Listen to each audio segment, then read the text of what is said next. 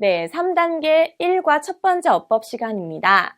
자, 오늘은 크게 두 가지 어법을 보실 건데요. 그 중에 첫 번째는요. 오늘 단어에서 봤다시피 어디에서부터 어디까지, 즉 종到를 써서요. 시간간의 범위라던가요. 어디부터 어디까지 장소의 범위나 추상적인 범위를 잡아보는 연습을 해볼 겁니다. 자, 그러면 우리 문형을 한번 볼까요? 자, 먼저 시간 범위를 잡아볼게요. 그럼 종 뒤에는요. 시작 시간이 오겠고요. 到 뒤에는 종결 시간, 끝나는 지점이 오겠죠. 자, 예를 들어 저는요. 월요일부터 금요일까지 일을 합니다. 라고 말하면 我从星期一到星期五工作我从星期一到星期五工作 즉 종부터 따오까지 묶어서요. 동사 앞에 전치사 구로 위치시켜주고 있죠. 자, 이번엔 시간도 한번 가볼게요. 저는 9시부터 12시까지 수업을 합니다. 라고 하면요. 我从9点到12点上课我从9点到12点上课 자, 이번에 두 번째로는요. 장소의 범위도 잡을 수 있겠죠. 이 장소에서부터 저 장소까지 라고 할 때는요. 역시 종 뒤에는 출발 지점, 到 뒤에는 도착 지점이 오겠죠. 자, 그럼 이번에는요. 우리 집에서부터 회사까지의 범위를 잡았는데요. 그 범위가 거리가 가깝습니다 라고 할 때는요.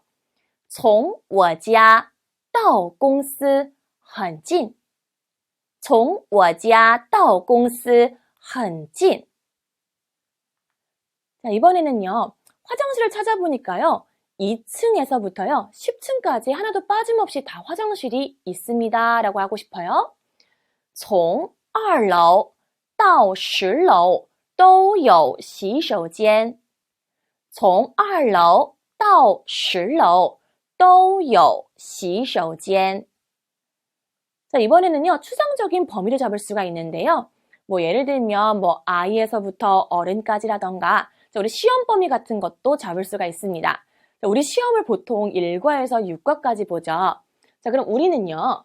1과에서부터 6과까지 시험을 봅니다 하면요. 我们从第一课到第6课考试我们从第一课到第6课考试 자, 이번 연령 범위 잡아볼까요? 자, 아이부터 어른까지 그 사람을 다 좋아합니다 라고 할 때는요.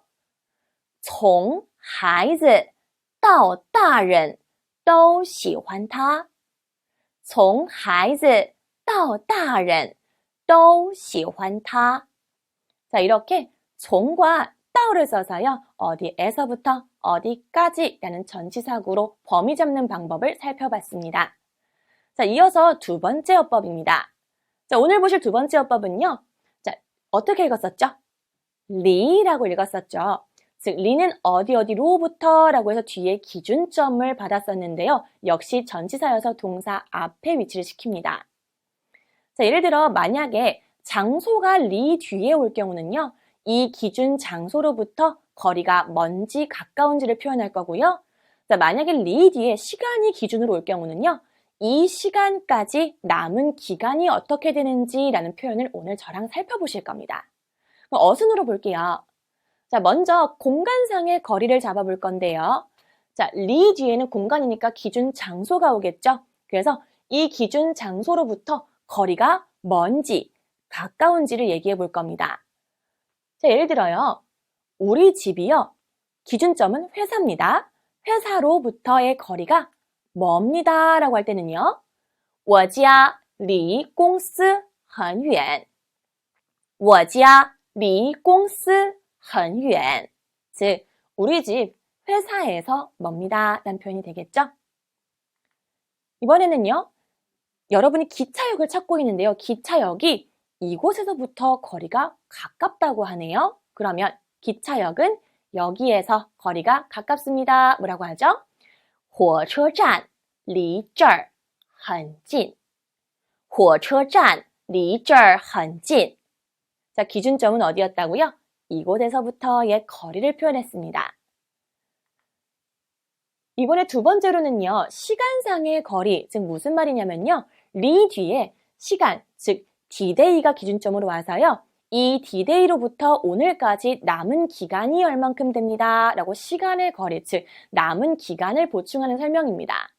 자, 예를 들면요, 자, 리 뒤에는 D-Day 기준점이 올 거고요, 이 기준점으로부터. 자, 이 단어 기억나시나요? 还有. 자, 여기서 还는 더 또란 뜻으로요, 더 남아 있습니다. 라는 뜻이 되겠습니다. 뒤에는요, 남은 시간을 넣어주실 건데요.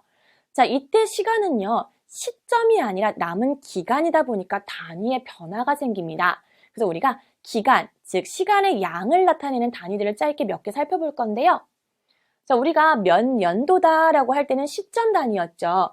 2019년이란 시점을 나타낼 때 뭐라고 했었죠? 2019년이라고 하셨죠.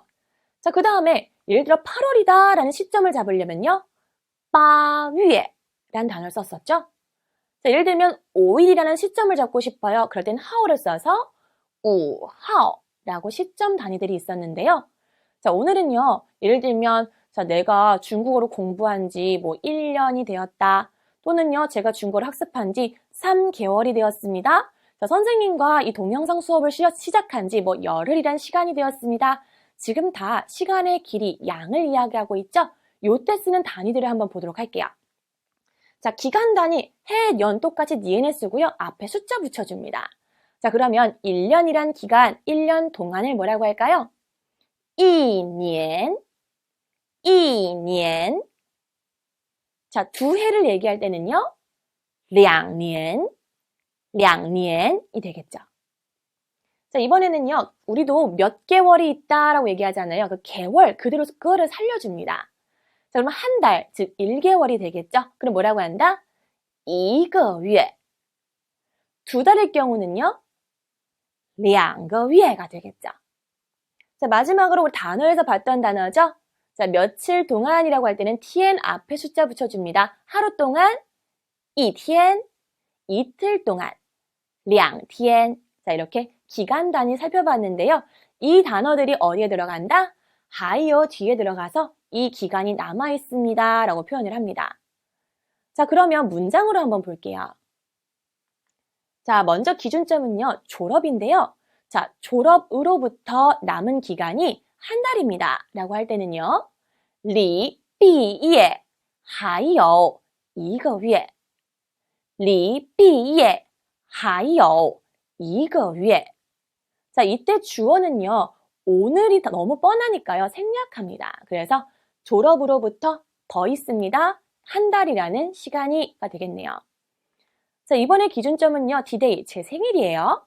자, 그러면 내 생일로부터 남은 시간은 한 주입니다. 라고 하고 싶을 땐 뭐라고 한다? 离我的生日还有一个星期. 자, 그럼 짧게 여러분 저랑 문장 만들어 볼 건데요. 우리 시험까지 D-Day 계산할 때 많잖아요. 자, 시험으로부터 남은 기간이 열흘이 있습니다. 할 땐 뭐라고 할까요? 离考试还有10天이 되겠죠. 그런데 만약에 여러분 시험이 이틀밖에 안 남았다, 하루밖에 안 남았다, 약간 남은 시간이 적게 느껴질 때는요, 还有 대신에 只有를 사용합니다. 즉, 오직이란 뜻이었죠? 오직 이것만 남게 되어버렸네 라는 변화의 느낌의 러까지 함께 사용합니다. 자, 예를 들어 볼까요?